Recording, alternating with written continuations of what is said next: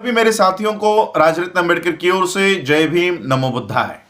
The बुद्धायन is धम्मा के second part में, second episode में आप सभी लोगों का स्वागत है। कल के भाग में हम लोगों ने देखा कि डॉक्टर बाबा साहब अंबेडकर जी की द बुद्धायन इज धम्मा ये ग्रंथ लिखने के पीछे बाबा साहब अंबेडकर जी की भूमिका क्या थी। डॉक्टर बाबा साहब अंबेडकर जी ने द बुद्धायन इज धम्मा के परिचय में 4 मूलभूत सवाल बाबा साहब अंबेडकर जी ने परिचय में उठाया है और उन्हीं 4 सवालों का जवाब ये बुद्धायन इज धम्मा ये ग्रंथ है। तो पहला सवाल जो डॉक्टर बाबा साहब अंबेडकर जी ने उठाया वो सिद्धार्थ गौतम के परिव्रजा के बारे में था। तो इसी सवाल का जवाब ढूंढने के लिए आज हम इन एपिसोड्स की शुरुआत करते हैं कि डॉक्टर बाबा साहब अंबेडकर जी ने जो पहला सवाल उठाया कि सिद्धार्थ गौतम ने प्रवर्जा क्यों धारण की। तो चलिए आज के एपिसोड से हम इस बात का खुलासा करते हैं, इस सवाल का जवाब ढूंढते हैं कि सिद्धार्थ गौतम ने प्रवर्जा क्यों ली। 6वीं शताब्दी में भारत एक अखंड देश नहीं था। उस समय का भारत छोटे और बड़े राज्यों में बटा हुआ एक देश था।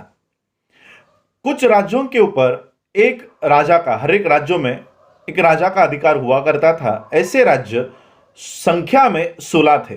उन राज्यों के नाम हैं अंग, मगध, काशी, कौशल, वज्जी, मल्ल, चेदी, वत्स, कुरु, पांचाल, मत्स्य, सूरसेन, अस्मक, अवंती, गांधार और कंबोज।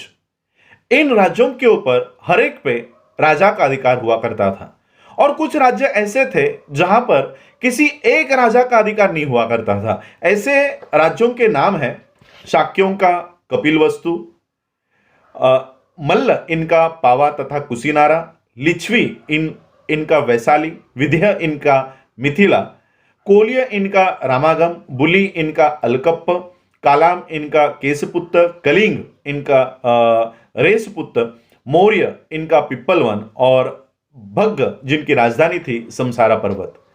ऐसे राज्यों में किसी एक राजा का अधिकार नहीं हुआ करता था।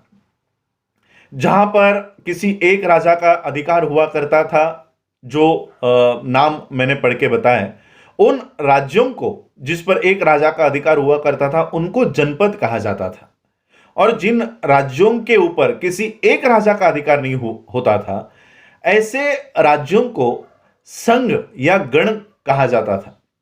अब उस समय शाक्यों का जो कपिलवस्तु था वहां पर गणतंत्र था या कुछ राजाओं का कुल तंत्र था, इसकी जानकारी प्राप्त नहीं है।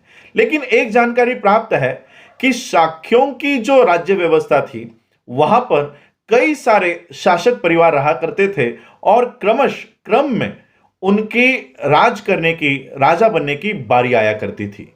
जो शासक परिवार का जो मुखिया हुआ करता था उसको राजा कहा जाता था। जब सिद्धार्थ का जन्म हुआ उस समय राजा बनने की बारी शुद्धोधन की थी।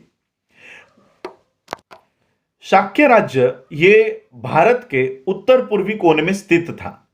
ये एक स्वतंत्र राज्य हुआ करता था। लेकिन आगे चलकर कौशल राज इस पर अपना आधिपत्य जमाने में कामयाब हो चुका था। इसका परिणाम यह हुआ कि शाक्यों को या कपिलवस्तुओं को अपने कुछ राजनीतिक अधिकारों का उपयोग करना कठिन हो गया था। उनको पहले कौशल राज की अनुमति लेकर आनी पड़ती थी और उनके बाद ही वो अपने राजनीतिक अधिकारों का उपयोग कर सकते थे। कौशल राज और मगध राज ये उस समय के सबसे शक्तिशाली राज्य हुआ करते थे। कौशल राज के राजा प्रसन्नजीत और मगध राज के राजा बिंबिसार ये दोनों भी सिद्धार्थ गौतम के समकालीन थे। शाक्यों की जो राजधानी थी वो राजधानी थी कपिलवस्तु। ये कपिलवस्तु नाम थोर बुद्धिवादी कपिल इनके नाम पर पड़ा हुआ था। कपिलवस्तु में एक शाक्य रहा करते थे जिनका नाम था जयसेना। जयसेना इनके पुत्र थे सिंहनु। सिंहनु इनकी शादी कच्छना इनसे हुई थी। सिंहनु और कच्छना इनको 5 बेटे थे। शुद्धोधन, धोतोधन, शुक्लोधन, सुक्कोधन और अमितोधन। इन 5 बच्चों के अलावा उनकी और 2 पुत्रियां भी थी, अमिता और पमिता। शुद्धोधन इनकी शादी महामाया से हुई थी। महामाया इनके पिताजी अंजना ये एक कोलिय थे और वो देवदह नाम के शहर में या गांव में रहा करते थे। परिवार का जो गोत्र था वो गोत्र था आदित्य।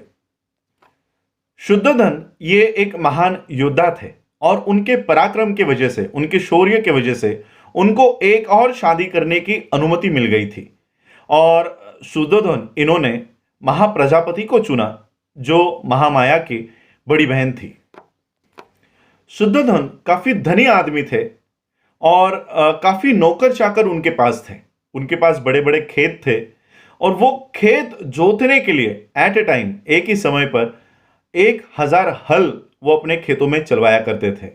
वो एक ऐश्वर्यपूर्ण जीवन जिया करते थे और उनके कई सारे महल थे।